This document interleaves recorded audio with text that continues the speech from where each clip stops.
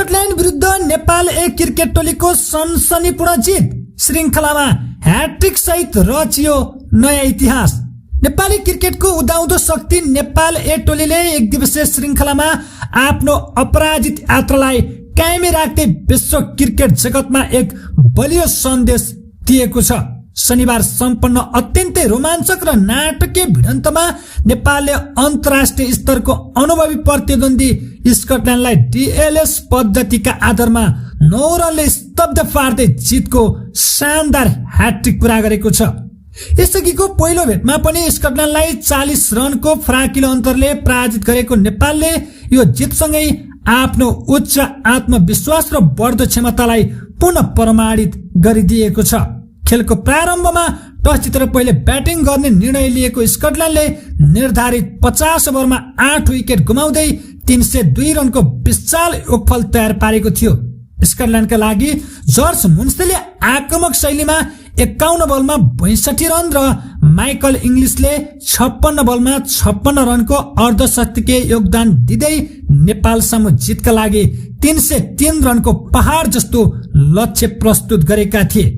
विशाल लक्ष्य पछ्याउने क्रममा मैदान उत्रिएको नेपालका लागि मध्यक्रमका खम्बा मानिने ब्याटर द्वय सन्दीप जोरा र इशान पाण्डे संकट मोचकका रूपमा देखिए। सन्दीप जोराले 94 बलमा 83 रनको विस्फोटक र धैर्यपूर्ण अभिजित पारी खेले भने उनलाई इशान पाण्डेले 53 बलमा 50 रन बनाउँदै दरिलो साथ दिए। यी दुई खेलाडी बीच भएको उत्कृष्ट शतकीय साझेदारीले नै नेपाललाई जितको संघारमा पुर्याएको थियो।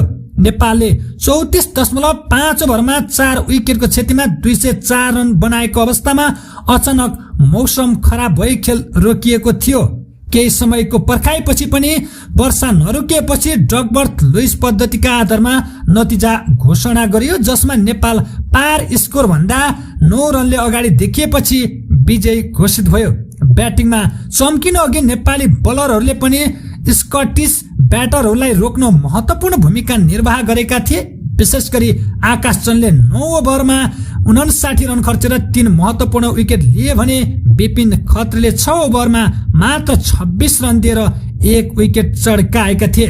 स्कटल्यान्डका तर्फबाट ओलिभर डेभिडसन र ब्राडली कुरीले समान 1-1 विकेट हात पारे पनि उनीहरूले नेपाली ब्याटरको लयलाई भने रोक्न सकेनन्। नेपाली ए टोलीले बलियो टोली स्कटल्यान्डलाई लगातार पराजित गर्दै आफ्नो खेल कौशल प्रमाणित गरेर नयाँ इतिहास रचेको छ। यो ऐतिहासिक सफलताको उत्साहसँगै नेपाली टोलीको ध्यान अब आगामी चुनौतीपूर्ण मोडिएको छ। तालिका अनुसार नेपालले अब आगामी सोमबार अमेरिकासँग प्रतिस्पर्धा गर्नेछ, जहाँ नेपाली टोली आफ्नो अपराजित यात्रालाई अझै लम्ब्याउने लक्ष्यका साथ मैदान उत्रनेछ। जसरी नेपाल ए क्रिकेट टोलीले सिनियर स्कटल्यान्ड र अमेरिकालाई पराजित गरेको छ, त्यसरी नै अब नेपाली सिनियर टोलीले नजिकै गरेको CWC लिगमा निकै उत्कृष्ट प्रदर्शन गर्दै आफ्नो घरेलु मैदानको फाइदा उठाउनेछ भन्ने हामीले पूर्ण विश्वास गरेका छौं, जसका लागि नेपाली क्रिकेट टोलीले आगामी आउने दिनहरूमा यही लयलाई समात्दै सिनियर टोलीले पनि यस्तै प्रदर्शन गर्न सके नेपालले आफ्नो अङ्क तालिकामा भने केही सुधार गर्ने देखिएको छ। हामी निरन्तर रूपमा नेपाली क्रिकेट जगतमा भए गरेका यस्ता अपडेटहरूको साथमा उपस्थित हुनेछौं। अहिलेलाई भने बिदा चाहन्छौं। धन्यवाद।